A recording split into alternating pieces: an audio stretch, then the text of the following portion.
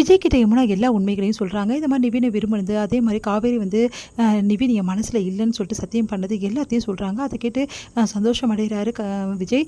உடனே விஜய் வந்து அப்போது நிவின் வந்து காவேரி மனசில் இல்லை, நான் தான் தேவையில்லாத வேலையெல்லாம் பண்ணி வச்சுருக்கேன், நானே வந்து இந்த பிரச்சனையை தேடிக்கிறேனே, இப்போ என்ன பண்ணுறதுன்னு தெரியலையே அப்படின்னு சொல்லிட்டு யோசிக்கிறாரு.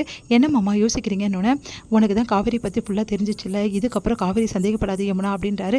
இல்லை மாமா, இதுக்கப்புறம் எனக்கு தெளிவு வந்துடுச்சு, நான் கண்டிப்பாக சந்தேகப்பட மாட்டேன் அப்படின்னு சொல்லிட்டு சொல்கிறாங்க யமுனா.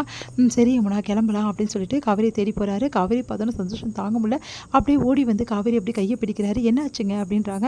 உடனே வந்து ஒன்றும் இல்லை காவேரி, நான் கொஞ்சம் சந்தோஷமாக இருக்கேன், இப்போ எனக்கு சில உண்மைகள்லாம் தெரிஞ்சிச்சு, எனக்கு அவ்வளோ சந்தோஷமாக இருக்குது அப்படின்னோடனே எனக்கும் சில உண்மைகள் ரொம்ப நாளுக்கு முன்னாடியே தெரியும் அப்படின்றாங்க. அதை கேட்டில இவன் என்ன சொல்கிறா, ஒன்றும் புரியலையே, ஒருவேளை நிவினும் நானும் பேசிட்டு இருக்கிறது கேட்டாலும் கேட்டிருப்பா, என்ன பண்ணுறதுன்னு தெரியலையே அப்படின்னு சொல்லிட்டு யோசிக்கிறாரு.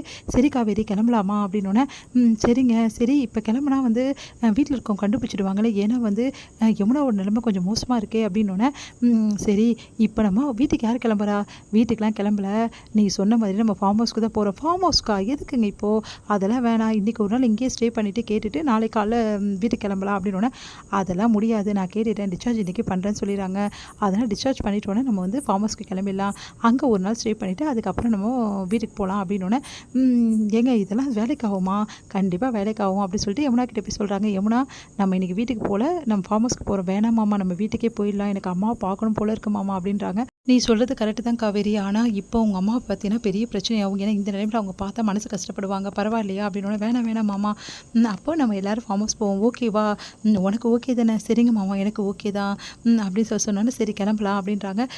உடனே வந்து விஜய்கிட்ட ஏங்க அங்கெல்லாம் போவேணா, வீட்டுக்கே போகலாம் அப்படின்றாங்க காவேரி. அதெல்லாம் ஒன்றும் தேவையில்லை, அதை சொல்லிட்டேன்ல அத்தைக்கிட்ட, அதெல்லாம் நம்ம அங்கே தான் போகிறோம் அப்படின்னு சொல்லிட்டு கிளம்புறாங்க. சரின்னு சொல்லிட்டு விஜய் காவேரி யமுனா 3 பேருமே ஃபார்ம் ஹவுஸ்க்கு போகிறாங்க.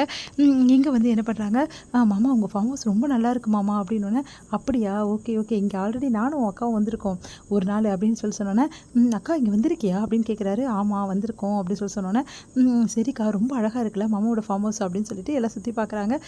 சரிக்கா யமுனா நீ ரெஸ்ட் எடுத்துக்கோ, இதுதான் ஒரு ரூம் அப்படின்னு சொல்லிட்டு காட்டுறாரு.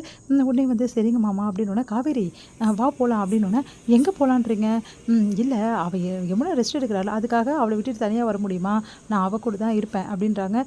பரவாயில்லக்கா நீ போ மாமா கூட, நான் வந்து இங்கே இருக்கேன் அப்படின்னோடனே இருடி கொஞ்சம் நேரம் நான் அப்புறம் போகிறேன் அப்படின்றாங்க.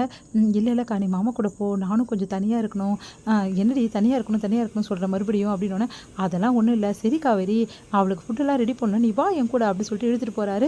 உடனே சிரிக்கிறாங்க யமுனா. அடுத்து வந்து என்ன தான் பண்ணுறீங்க நீங்கள், என்ன பண்ணுறீங்கன்னு எனக்கு ஒன்றுமே புரியல, என்ன ஆச்சு அப்படின்னு கேட்குறாரு.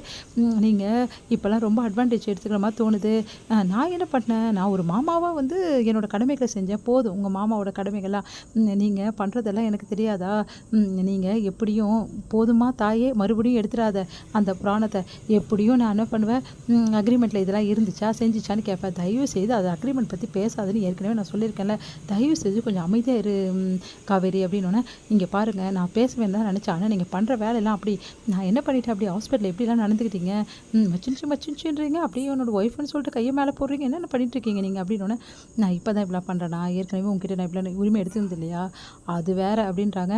ப்ளீஸ் காவேரி மறுபடியும் என்கிட்ட சண்டை போடாது, ப்ளீஸ் அப்படின்னு சொல்லிட்டு கைப்பிடிக்கிறார். காவேரிக்கு விஜய் பார்த்தோன்னா ரொம்ப பாவமாக இருக்குது, அப்படியே பார்த்துட்டே இருக்காங்க. ப்ளீஸ் காவேரி மறுபடியும் என்கிட்ட சண்டை போட வேணாவே, கொஞ்சம் நல்லா பேசேன் ப்ளீஸ், நீ பழைய மாதிரி பேசினா எனக்கு எவ்வளோ சந்தோஷமாக இருக்கும், ப்ளீஸ் காவேரி அப்படின்னோடனே அப்படியே வந்து பார்த்து நல்லா கெஞ்சிட்டாரு, இது மட்டும் நல்லா பண்ணுவார் அப்படின்னு சொல்லிட்டு அப்படியே பார்க்குறாங்க.